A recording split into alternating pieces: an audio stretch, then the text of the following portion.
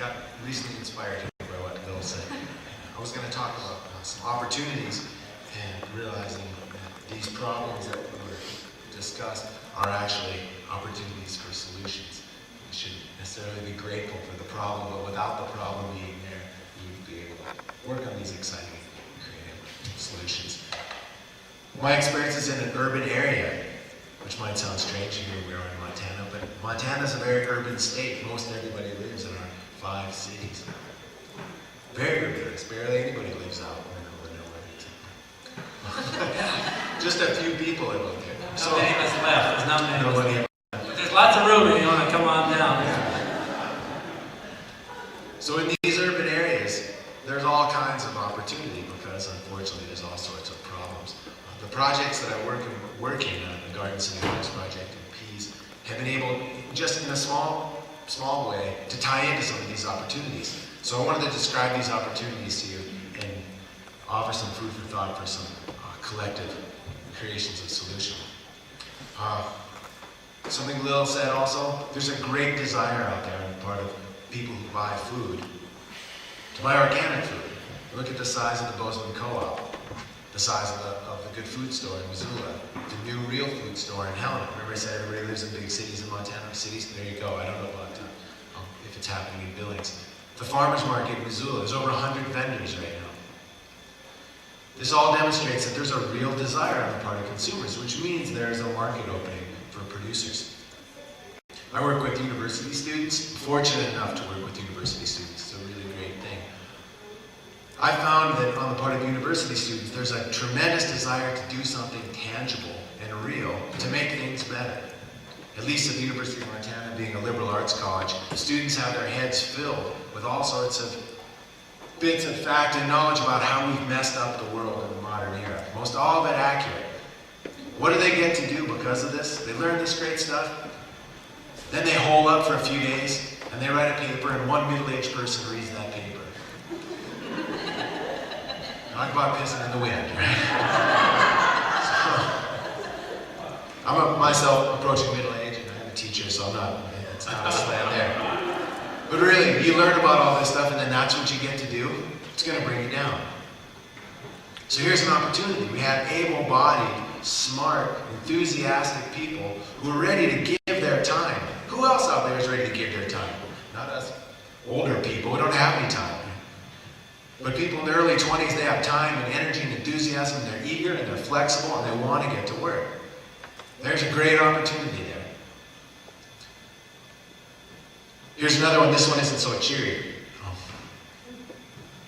In cities like Missoula, Bozeman, Billings, there's all kinds of sadness. We have real social justice problems. We have people who don't have enough food to eat. People who are trapped in fairly unlivable situations and are feeling somewhat alienated from the beauty and the prosperity they see on television.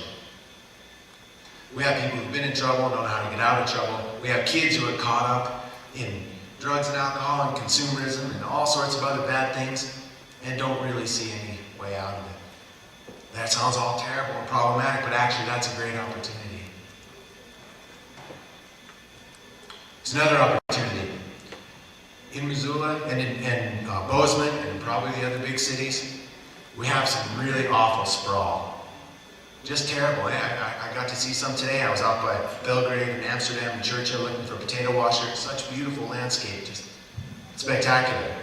And you go over these rolling hills and then you see tractor homes and big box retailers. And if it wasn't for the skyline, hell, you could be anywhere. This is a real problem. It's also a real opportunity. So how then can we bring some of these opportunities, how can we turn some of these problems into solutions? Well, we've done a few things in Missoula, and I'm not saying that this is the end-all be-all, and it's not a cookie cutter you can go anywhere and do, but maybe it'll be a source of inspiration. We started a program called the Garden City Harvest Project, where we took 6 acres of public land and started growing vegetables. And we get the vegetables to the Missoula Food Bank and our local homeless shelter. And we did this because if you go to the food bank, there's no good food to eat. Now you can get your belly full, and God bless the people who run the food bank so people aren't starving. But if you go in there, you find packaged, canned starch and sugar and oil. There's not much there that would pass for really good food, because at the food bank they get the extra stuff, they get the throwaway stuff. It's not where you go to get good food. The same thing at the homeless shelter. So we thought, well, this is a way we can address this problem of low-income people getting bad food. Well, we'll grow vegetables on this 6 acres. Well, we've got these university students who really want to do something positive. Maybe they could do the work of growing the food. And it worked out. So what happens on this little tiny farm that grows a tiny little bit of food, a drop in the bucket in terms of agriculture in our state? We get a handful of people that become bonded to each other because they have a common purpose. They also get bonded to a piece of land, which is really essentially human and is absent from most all of us. And they feel really personally effective. You want to feel effective? Weed a few hundred feet of carrots. And I'm dead serious. Look back and go, man, I did that? Wow. Talk about some tangible results. Those carrots will now grow. And in our case, we're going to bring those carrots to people who really need to eat them. And I did that. Or you did that. And people get off on this. Also, when you're weeding carrots, you're across, in our case, a 39-inch bed from another person. You're on your knees, your hands are in the dirt. The normal social barriers that separate us erode. It doesn't matter if you're 28 or 19, you just start talking with each other. After a morning of weeding carrots, you know where the other person went to high school and where they grew up and what they're doing and why they're in Missoula. And you know all these little things about them that you would never know about them if you just sat next to them on a bus. So this kind of agriculture, I think, can be used, this urban agriculture can be used to address some of these other social problems. Oh, and I forgot that other opportunity about all those people going to the good food store, etc. At this farm in Missoula, this little 6-acre, humble little farm, we've been able to generate most of the operating expenses for the farm by having a 70-member CSA. I'm sure you know what a CSA is. It's like a magazine subscription, but instead of a magazine every month, you get vegetables every week, in our case for about 18 weeks. We sold 70 shares, 70 portions of our CSA, which is what we top out at. We had a waiting list. That's as many as we want to sell, so we can still grow food from the food bank. So this thing, this sort of social justice, growing food for the poor, bringing people together, dealing with troubled kids, it's not a big draw on city government or state government or federal government. It's taking advantage of this opportunity that there are people out there that want this food, and the thing kind of funds itself. We're hoping to start a program next year on some empty land next to the pre-release center in Missoula. The pre-release center is a place where people go after they're done with prison, but they're not quite ready for regular life yet. We have some garden land there. Garden City Harvest has some garden land. And we're hoping to start a program with 3 or 4 women and, interestingly enough, one of the kids from the Youth Harvest Project this summer. She's living in a youth home. She's graduating from high school. She's really excited about this work. She wants to do an AmeriCorps internship working with these mostly single moms who are in pre-release, growing vegetables for the food bank. So all these problems, I think, are actually opportunities. And the more you look around, the more problems you'll see. And if you look at each other, the inside yourself, maybe you'll see some solutions too.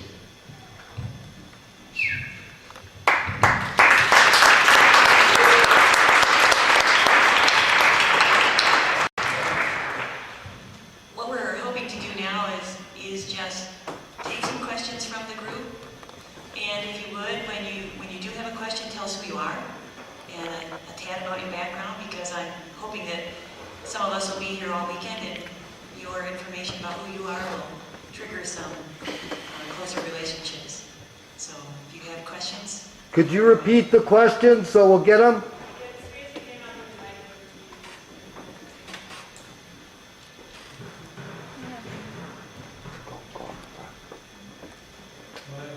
Does this work? My name is Dave Christensen from Big Timber, and I spent 31 years developing painted mountain corn. I created a grain corn for this region, mountain region, in Grover, corn every wood.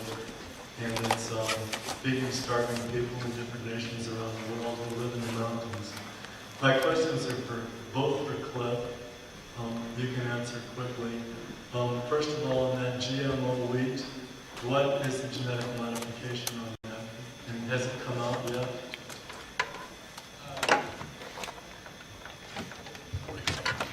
The genetic modification is to be Roundup ready, herbicide resistant to glyphosate herbicides. It is not, it's been in field trials in Montana and Dakotas. Monsanto has applied for their variety permit to release it. When that will be released is their guess is probably what 2005 maybe. That's a little uncertain, but that's the short version of it. You were talking about subsidies on wheat and price. I'm going to share what I understand to be happening with commercial corn. This is nationwide, and see if something similar is happening with wheat. The way I understand it, the commercial corn growers in the United States aren't making enough money that they could make a living on corn without government subsidies. And one of their biggest expenses is seed. And in the corn industry, almost all of the corn is now, the seeds are being grown by either Monsanto or DuPont. All the genetic companies of the past have been bought out by these two petrochemical companies. And they've jacked the prices up. And we all know that GMO seed costs a lot to produce. But just in the last few months, they took non-GMO corn and jacked the prices up to equal GMO corn. So now the farmer has to pay lots for that seed. And that seed is coming from those companies. And there's so many employees from Monsanto interwoven with the government that I don't see a way to stop this. Is there something similar happening in the wheat industry? How many different people are breeding wheat seed? Are there any independent growers still left in the business? And how expensive is the seed? Bob probably knows a lot more about the price of wheat seed than I do. Wheat has not become nearly as concentrated as in ownership of the seed as corn. When Monsanto and basically Dow, there's 5 companies that do most of the genetic modification of crops in the world, and when they do that, they need to control the genetics. I mean, so Monsanto went running around and bought all the what were called the foundation seed companies in the Midwest, which are mostly small corp companies that own the commercial genetics that made all the hybrids, and Monsanto bought them. I mean, that was so roughly 80% of the commercial corn genetics in the United States is now owned by Monsanto because they need to control that genetic material so they can manipulate it, and they don't want any competition with that. But I'm not as familiar with the sources of wheat, so Bob will have to answer about that. The one other point, though, is I didn't mean to imply that subsidies, farm subsidies, were an issue just with wheat. In general, in the United States, roughly 40% of farm income is government payments, and almost all of that is either dairy, wheat, corn, soybeans. Just the major grains and dairy is almost all of that. And it's so it's very selective and very targeted program. And with corn is the model for, we don't have to look very far to see what's going to happen with GMO wheat because they did it with corn. I mean, they genetically modified corn. About, maybe 25 or 30% of the U.S. corn crop is now genetically modified with, principally with its BT corn, it's insect resistant. And the Europeans quit buying it. I mean, U.S. corn exports went from, I think the numbers I had were about the 4 or 5 years before GMO corn was introduced, we exported $500 million worth of corn to Europe. It's now zero. They just quit buying it. And what we did, and the price of corn plummeted, that's what the farm bill was about a few years ago, was corn was down to $1.80 a bushel. And the invisible hand of the Archer-Daniel Midlands Corporation and Cargill dumped that on Mexico. And it has blown the price of corn from the Rio Grande River to the other end of Chile. And that's what, since NAFTA went into effect, in Mexico, principally as a result of genetically modified corn, has displaced 10 million Mexicans, 10 million people, that's 10% of the population of Mexico, has lost rural employment and either immigrated to the border, come across, or moved to Mexico City. The social dislocation from that, we don't even begin to understand. Can you imagine 10% of the population of the country in a period of 5 years packing up and moving off the land? That's what we did to Mexico with GMO corn, and that's what we will do to India with GMO. India is now #1 wheat producer in this market economy we've quote unquote we've got. And when the price of wheat is blown with genetic modification, Cargill and ADM will dump it on the rest of the world. And India will be the first country that really gets hit with that. So that's, and the subsidy system is essential to that. That, you've got to, Cargill loves $2 wheat. Cargill really made a bundle on $2 corn. And as long as the taxpayers of the country are willing to prop up the income, the lost income for the farmers, the big companies that control the grain markets make out like bandits. And it's not too good for the Mexicans, but it's, that's the way the system has worked. It's not peculiar to just GMO wheat. Sorry, it's kind of a long-winded answer, but you can tell us now about the realities of wheat. With wheat, of course, you have a different situation than with corn, because with wheat, as a self-pollinating plant, you can grow your own seed. You can save your seed and grow it next year, unless you find a way to have privilege to the seed grower or seed producer. But the majority of wheat grown in this state is probably produced as a result of breeding programs right here at MSU, and they're public varieties.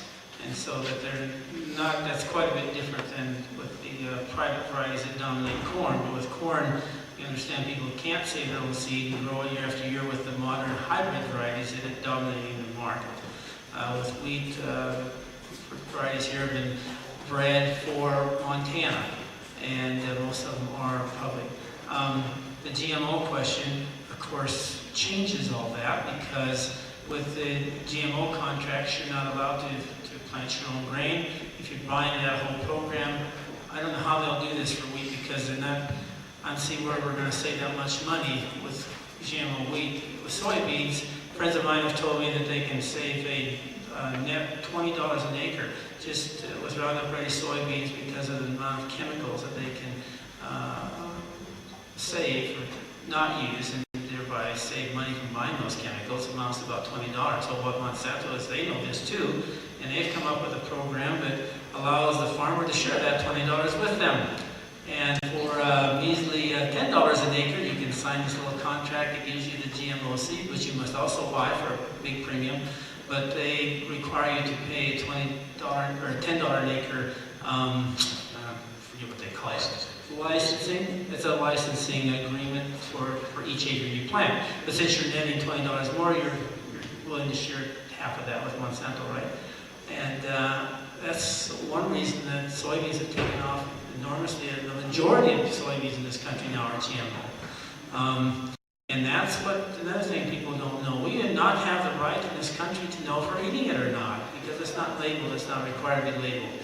And something that I really would encourage you to do is support laws and things that would lead to labeling of GMO foods in this country. We had a group from MSU last week on television asking each other if they would eat GMO food, and everybody said, oh, of course, we'll eat it, no problem. We're all eating it. But we don't know where we're eating it and where we're not. If you're buying anything off the regular shelf, any corn syrup or anything with soy, anything, unless you're buying strictly organic, you're probably eating some GMO products.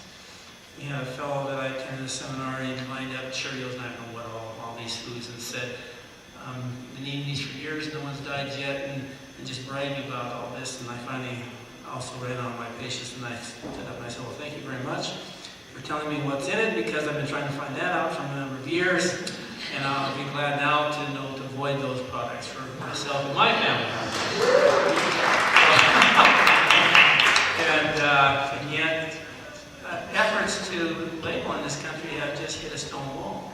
And of course, they don't want to label because evidently they're not proud of this and saying there's no problem, or else they would be bragging about it with a label. That's what we do at our place anyway. And I think that's a very important thing. And Cliff was very active in this, and maybe some of you, I can't see everybody, but many in this state tried to get laws passed this last legislative session to address call it. We haven't been steamrolled completely yet with wheat, but they're working on it very hard. And part of the idea, I think, is to just get everything contaminated so there's no further discussion. That's pretty much what's happened with corn. What is not GMO is contaminated. Almost everything is contaminated with at least a low percent, unless they're very far away from any other corn production, because of the pollen drift. Canola has disappeared. If you go down to the shelves and try to buy organic canola, you won't find it anymore. I'll be very surprised if you do. If you do, it's not coming from U.S. or Canada anymore, because all of the canola in the United States and Canada is either GMO or contaminated GMO because of the pollen drift. Now, wheat doesn't drift as far, but it will certainly be contaminated in the way we have our system of grain handling set up right now. It will certainly be contaminated. My business with these guys, I say to them, why don't you put a red C code on that stuff? We can easily identify it then, because we take most of the conventional producers take C codes off anyway when they make white flour, so there's not really a problem with that. But right now, it takes a very expensive test to know for contamination with GMO. And the worst thing can happen is what happened to the corn people when they got to Japan. They found a small percent and a whole boatload. The whole boatload is condemned. You can imagine who's going to pay that bill. So far, the government has paid it, but I don't think we can count on that forever. I think we need to demand that these companies that are creating these Pandora boxes are responsible for what they have created and stand by the liability that certainly will come to those who will have economic loss if this comes to pass, is what Cliff is saying. What can I ask both you guys a question? It just occurred to me while listening to this and talking. Most of the corn grown in the United States is for feed, and most of the soybeans grown is for feed. So we're feeding GMO crops to cattle, and then we're eating the cattle. So if you buy non-organic meat, you're eating GMOs for sure. I think about this in a larger context. Do we really need to eat all that meat? We're a fairly obese nation. Why are we doing all this in the first place? Is this another question? Go ahead. I was hoping these guys would I'm sorry. comment, actually. Oh, That was okay. the Oh, question. I'm sorry, good question. I know it's just a statement. Why are we doing the Why are we GMO eating program? Is there a time in there that's worth commenting on? I think the tie-in is that Monsanto's patent on Roundup is run out, and they want to sell more Roundup. That's an easy one. They also want to have more of a control over seed. And if they imagine if you have a system where you're supplying the farmer not only all of his inputs, but are requiring him to buy those inputs for his whole system. He can't possibly go without those inputs. And imagine if you're the only company producing those inputs for the whole country, for the world. Would this not be a temptation to develop a system like this, where you are providing what is necessary for a whole system of agriculture all over the world? And once you have created that system and have implemented that system, all you have to do is collect. And that might be a little bit oversimplification, but that's kind of something I see. Before we were organic, we spent, we had government checks in the mid-'80s were at a pretty high level. We had 1,200 acres of cropland. We collected about $20,000 to $25,000 a year in government subsidies. My chemical bill for fertilizers and herbicides were, guess what, about $22,000 to $24,000 a year. It was a transfer, if you can think of it this way, for the federal treasury to the chemical companies who were providing me with fertilizer and herbicide. Where else were they going to get that money? If I didn't have that subsidy, would I be able to afford to buy their chemicals? No, I would not. As an organic farmer, I'm not bound to that anymore. My goal was with my farm to be done with the government before they were done with me. But the way I've come to view it more recently, that I don't think I'm not the focus of this. I'm just a conduit. The farmers are a conduit for federal money going from one pocket to another.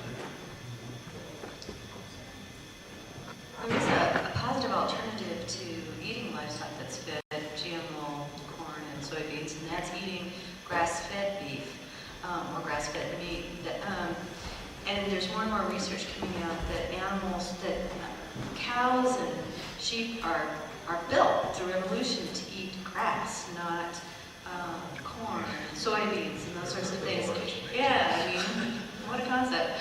And that the nucleic acids in their fat is very different in grass-fed from corn-fed or grain-fed. And the grass-fed meat is actually a lot healthier to eat. All the bad cholesterol is much lower in grass-fed. It does taste differently, though. It doesn't have the taste that we expect in a corn-fed, highly marbleized steak. But personally, I like it a lot better. You can eat the fat; it actually has taste. And that's an option. There are very few. It's difficult to get, and you can buy it. The best way is to buy it from your local rancher. We have a rancher in Livingston that's selling grass-fed meat, and if anybody would like information about where to get it, I can connect you to that person. And it's great meat. Yep. Go ahead. You have a question from the floor, Sam?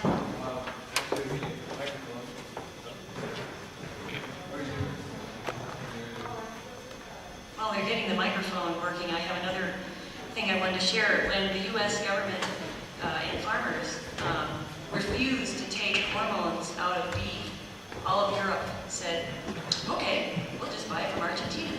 I mean, that's another huge market that we lost as a country because of our refusal to give the customer what they want. Can I add a PS to that? As with the hormone beef question, with the GMO question, the United States government has once again gone to the WTO, to court, and has demanded that Europe open their doors to this product that America has. With the beef case, they actually won the case. The court found that Europe could not keep out the hormone beef, but guess what? By that time, they had found a new market, as Jonah, a new supplier, as Jonah referred to. When I go to Europe, even on American carriers, Delta Airlines left in my last trip, leaving Frankfurt on the way back to America, featured Argentine beef in their menu. So I like that. I mean, because the beef is coming from Germany, that's where they load it up. And that's all you see in the restaurants. They're advertising Argentine beef. And we won the case, we lost the market. And they're going at the same thing with GMOs, and I think the same result will be true.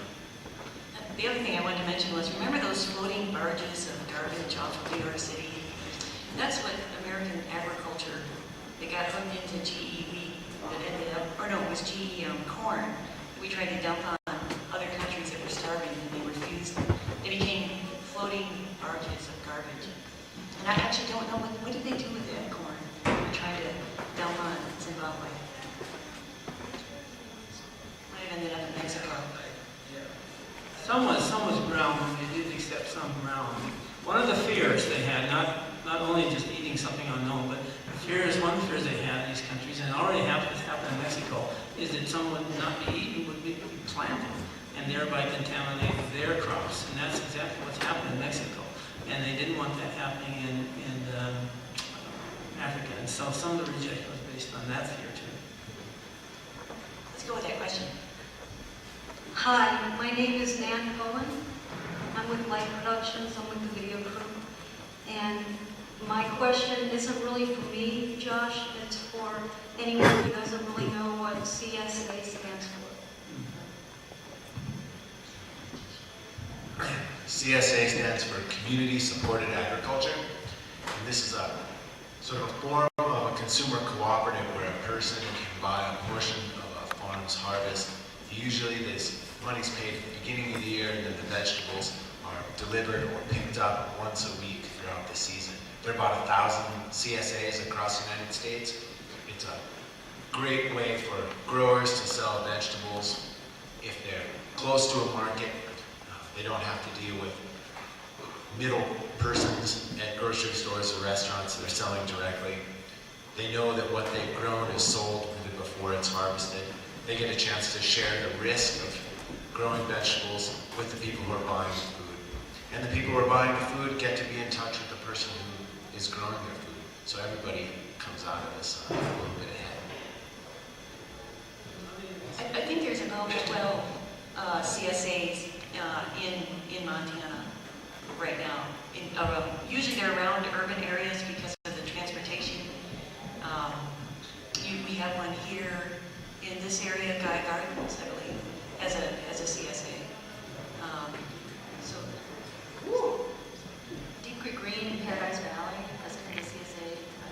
and the neat thing is they started out mostly as vegetable farms, but now the vegetable farms typically will partner with livestock farms, and so you can get eggs, you can get meat. Just depends on how the CSA is set up. But and what's a typical share, Josh? Cost? Let's see, nationwide, a typical share runs like about $350. So we thought that was a little high for Montana. Our CSA in Missoula, we do it on a sliding scale, 180, 250, or 310. And 310 kind of subsidizes 180. No matter which one you buy, you get the same food. Next year, Josh will have commuted his CSA. One of the things that Josh said, though, that was also something we participated in is the farmers market. Even in Big Sandy, Montana, population 800, including many of the cats and dogs, had a farmers market for the second year in a row. And my son and I set up an organic lemonade stand. We bought organic lemonades from lemons from the Good Food Store in Missoula, and we had organic sugar, and we sold it for $1 a cup, and with a lemon, and mix it up right there in front of everybody one at a time, and we made more money than anybody else there. We had great fun once a week at the lemonade stand. Other questions? Yes, hello. Go ahead. My name is Erica Miller, and my background is in chemical engineering, biochemistry, and soil science. And I've also worked a bit of time as an engineer out working and spent some time in academia. And what I'd really like to do now is have a farm. But I don't have a farm in my family. I don't really have any money. So my question to you is, how can someone who really wants to work with the land get involved with that? And then I also have a comment too that I'll just say. I spent some time doing research on weed resistance to herbicides, so I became familiar a little bit with these chemical companies and how they do things and their chemical representatives. And some of these things that are going on, you just ask yourself, how can this be happening? Why do people buy into this stuff? And it seems to me, and I don't know if you want to comment on this too, but there's chemical representatives that go farm to farm. There's people out there, Monsanto has a huge workforce, and there's these people that are on a payroll that get a lot of money to push their product, whereas our ideas aren't as flashy. We don't have a big marketing force necessarily, or yet, that goes out and really sways that public opinion yet. And I don't know if you want to comment on that too. Okay? Can I answer your question part first, and then we'll do that in the comment? If you wanted to be a farmer, I think you want to at least grow vegetables. I don't know squat about grains. I'll throw the vegetable part out. You don't have to inherit land or have inherited these things. The thing to do would be to start working. With all that academic background, you want to actually, I would say, turn away from that and not go to school to study farming, but get a job working on a farm. Don't go try and do it straight away, because this is a skill that's absolutely bottomless. I've been doing this for 11 or 12 years right now, and every year I feel like I hit myself in the head with a hammer. I'm such a beginner. It's bottomless, and there are so many different things to know, and you'll never get bored doing it. Go do an internship or apprenticeship on a farm next summer, and thankfully, they're all over the place. You could go any state in the United States. You can pick where you want to go. They're well listed. You get on the internet and find them. There's a great journal called Growing for Market that has a pretty full help wanted ads. And if you went to Google, you could find a whole bunch. And you can ask me about ones in Montana, or ask Joan about ones in Montana too. But don't think that you can do it straight away. And I wouldn't work on one farm for one summer and then decide you're going to do it. Work on a couple of them so you get a few different perspectives. And then a couple years later, I'll give you some more advice. So. For grains, I would say the same thing too. Just if you're interested in that, go to the local employment office and find out who's looking for helpers. Or go to some farm conventions, an Arrow convention and things like that. If you're interested in organics, go where they're meeting. There's a lot of folks who are aging without children who are interested in taking over the farm. There's more of that, I think, in the conventional world where they're discouraging their children from taking over the farm. Most of my neighbors are telling their kids, don't even think about coming back. I think that's tragic. And maybe you can get in with some of those.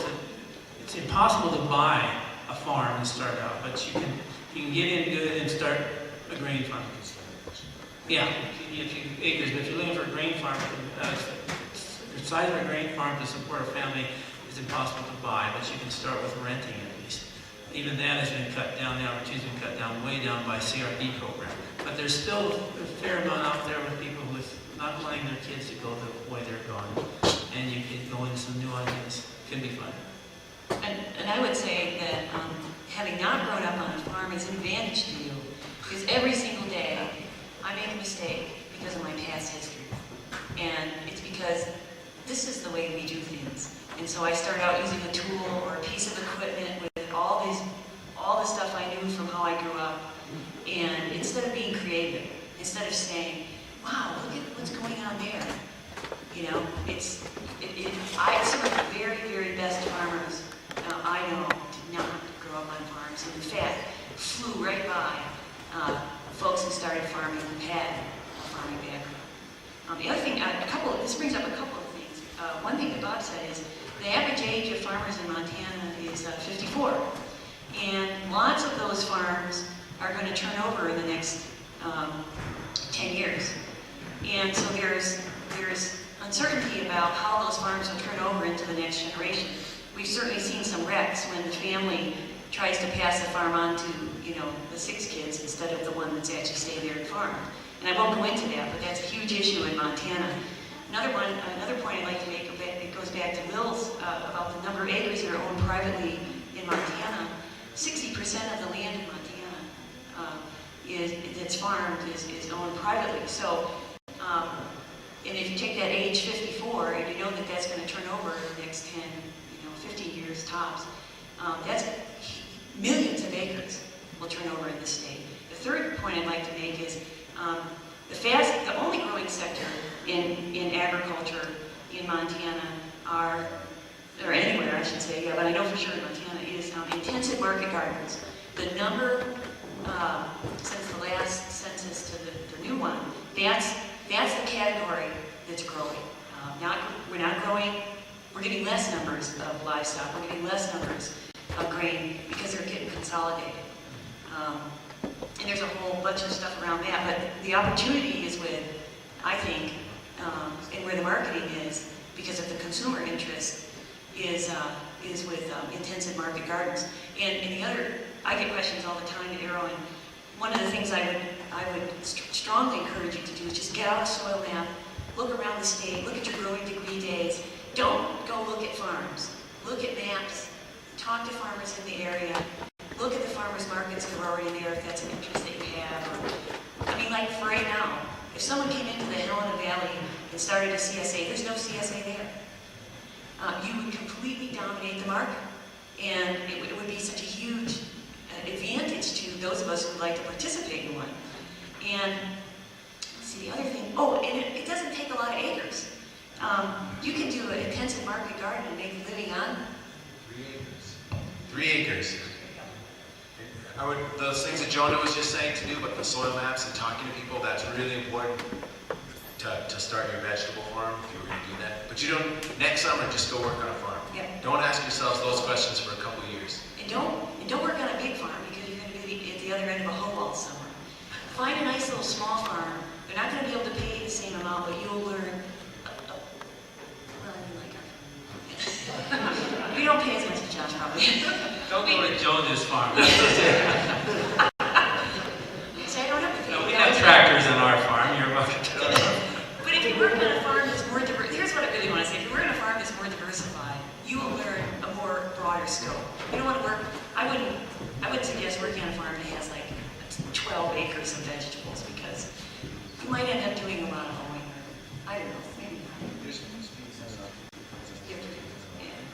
there's really all kinds of opportunity in agriculture if you just be a little diversified and looking.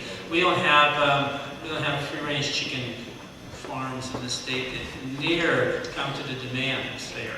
And you only need a small acreage for that, and they could be near any of the larger towns in the state, and you can have your market, all your markets you need right there, for example. That's just one example. Actually, most cities in Montana, you can have chickens in town. And as long as you don't have a roost, wait, now it's in Helena town. Here's an example. 6 years ago, my friend Andy Sponseller in Missoula told me that he was just sick of running his welding business. And his wife was buying 20 acres in the Rattlesnake. I don't know if you know Missoula, but this is prime development land. And this kind of crosses over to something I said earlier about that problem with sprawl. His wife was getting a bunch of people together to buy this land as well as the 2 20-acre parcels north and south of it because they didn't want it to become houses.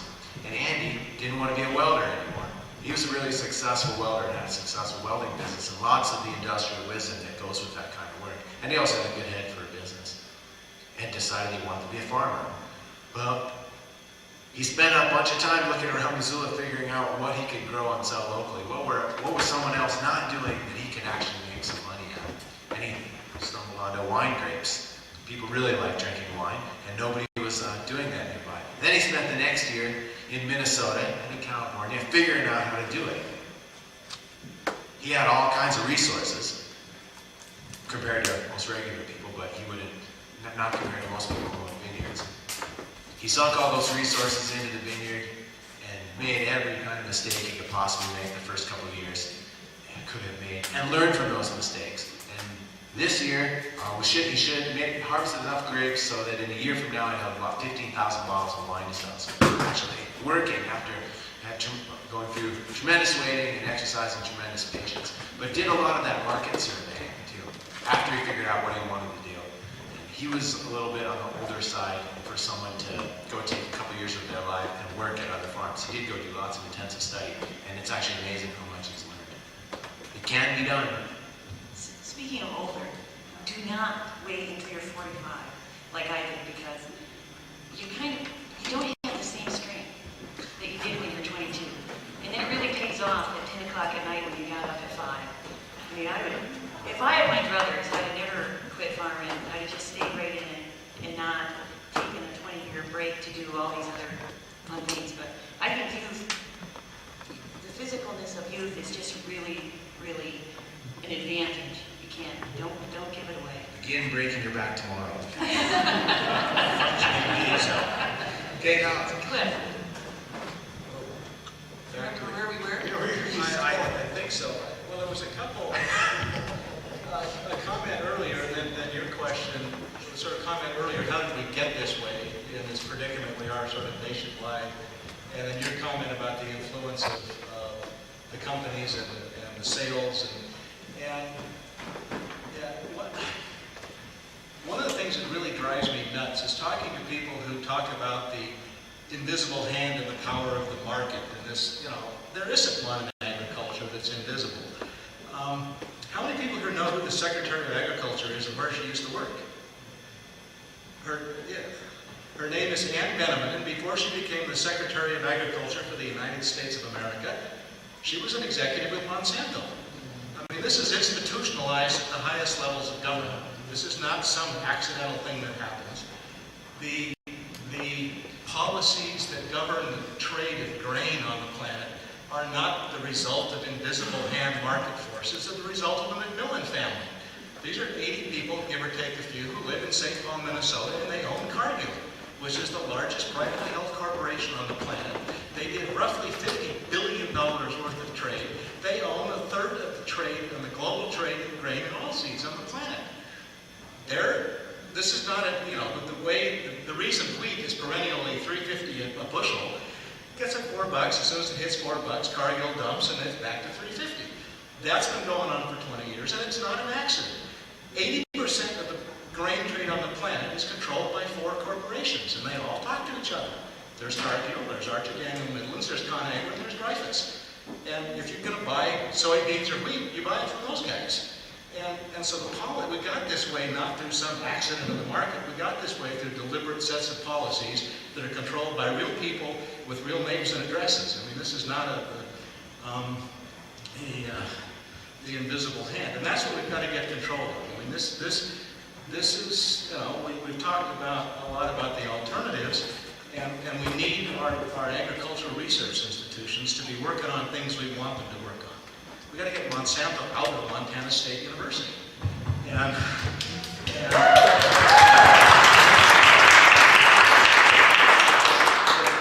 you know, the entire research, not the entire, but almost all of the ag research in this state is directed at trying to shave a nickel a bushel off the production cost of wheat farming. And almost nothing is aimed at innovative marketing or the kind of programs we're talking about up here. A couple of years ago, about a year and a half ago, I met the first person who was ever hired by the U.S. Department of Agriculture Research Service, the premier ag research service in the country. About a year and a half ago, they hired their first scientist whose job was organic agriculture. Did you meet Eric Brennan? Yeah, he's inviting my Philippines.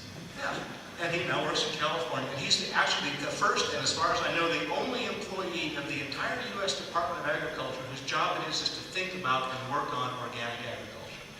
The U.S. Department of Agriculture employs 8,000 people in one building in Washington, D.C.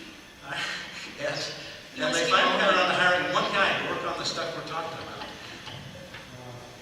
And so we need to, you know, we can start with that control here. I mean, we need to go be talking to our state legislator, to the Montana Department of Agriculture, to our senators and congressmen. This is a pretty small state. One of the advantages of living in a state with, you know, less than 1 million people is you can actually go talk to these folks. And that's what we really got to get control of starting with this state, is what we do with our research money. We're talking about exactly this. Maybe we subsidize some things and not others. Let's start working on marketing and creating value-added products here. I mean, Montana will never compete as the low-cost wheat producer on the planet. I mean, it's not going to happen. We live in a high desert. It's too damn dry and it's too damn cold for us to ever have more than 30 bushels of wheat on average. And that's been the average yield of Montana wheat. That's been 30 bushels an acre. Some years it's more, some years it's less. But there's nothing you're going to do to genetically alter a 60-day growing season. I mean, it's just not going to happen. And have global warming. global warming, you might do that. You know, and so we are never going to outcompete Argentina and the Ukraine as the low-cost wheat producers on the planet. Just, you know, it's hopeless. So we need to be working on stuff that these guys are talking about, that you're talking about, that where we spend the resources of the state working on markets and working on value-added processing and cultivating our customers. I mean, the whole GMO, can you imagine any other business besides genetically modified crops where your principal marketing strategy is to sue your own customers for not buying your stuff? I mean, and that's what we do. The Europeans don't want to buy it, so we sue them. The Japanese don't want to buy it, so Monsanto's going to go change their culture. I mean, I actually heard a Monsanto executive talking about that they're going to go over and change the way the Japanese think about food. Well, now here's a culture that's been around for what, 6,000 years? I don't know that we're going to go change the way the Japanese like their food in the next year and a half to convince them they want to buy our wheat when it's modified. So we need to think about, you know, we need to turn around to kind of get control of these issues so we start working on stuff that makes sense so the farmers here can make a living. And these are mostly political things. Like, you know, we need to change marketing organizations. You know, we've got to get outside of 4 corporations controlling all the grain on the planet. We're going to have to set up our, you know, start working on our own marketing organizations, farmer-run, farmer-controlled marketing organizations, local markets and local value-added products. All these things that we could be working on if we actually had some control over our tax money here. So. That's probably enough of that. But that's the thing. We've got to get past the idea that all this sort of stuff just happens as the invisible hand of the free market or something. There's no such thing. And these are controlled by people who have power and money and act in their own self-interest. And we've got to start acting, getting control, and acting in our own self-interest here.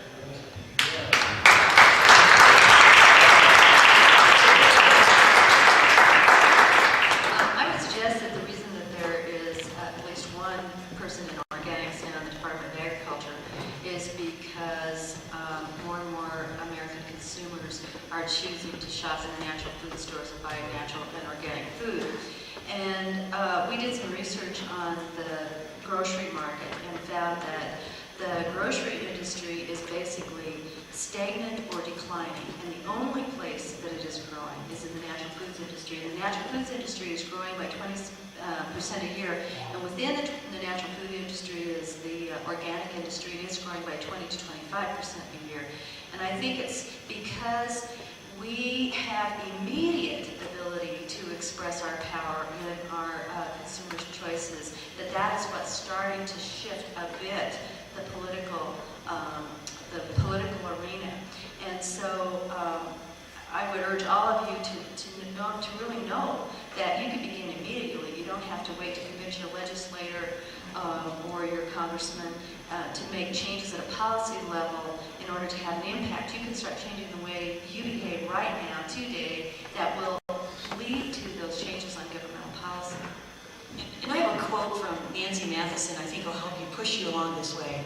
And it is, eating corporate food is like having anonymous sex. You have no idea where it's been or how it was grown. Or what you get.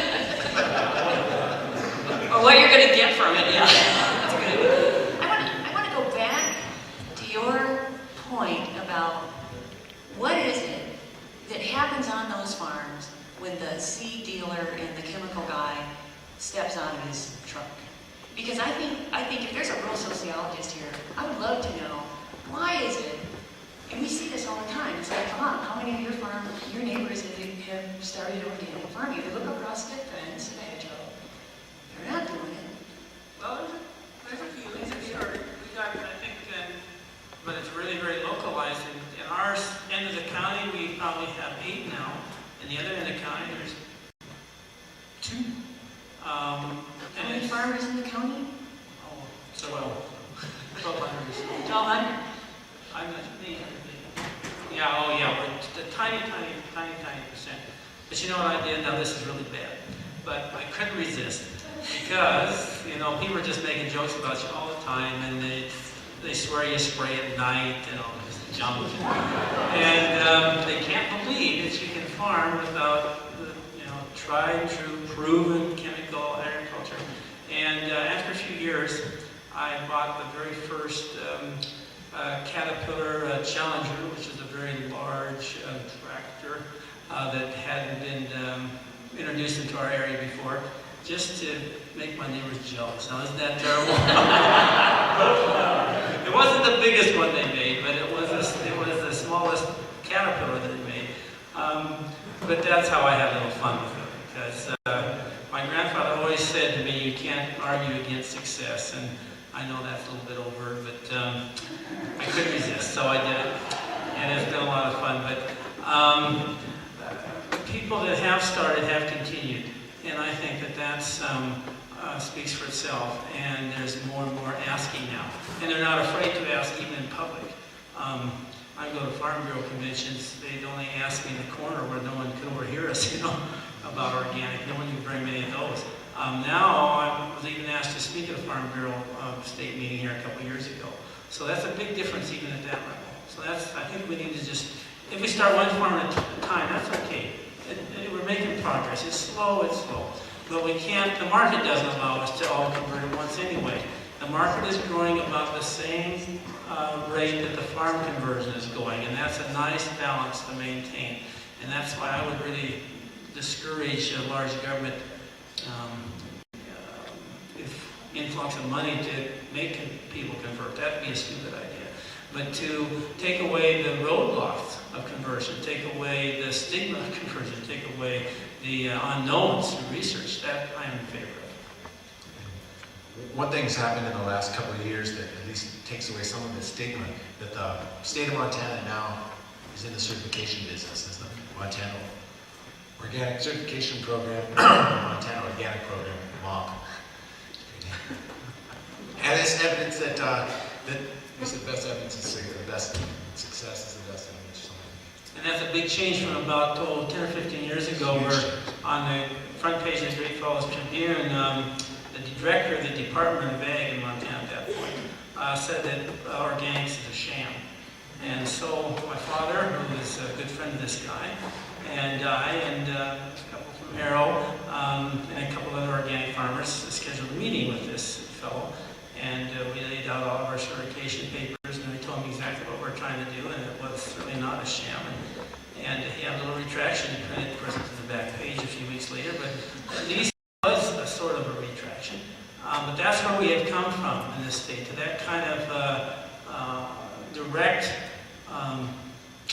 trying to belittle, I guess, to not just ignore, but to ridicule, to actually, it's Ralph Pecknell is quite supportive of what we've been trying to do in our organic way. He sees it as a growing segment in this state, and that's a big change from Eb Snortman, who did this about 15 years ago.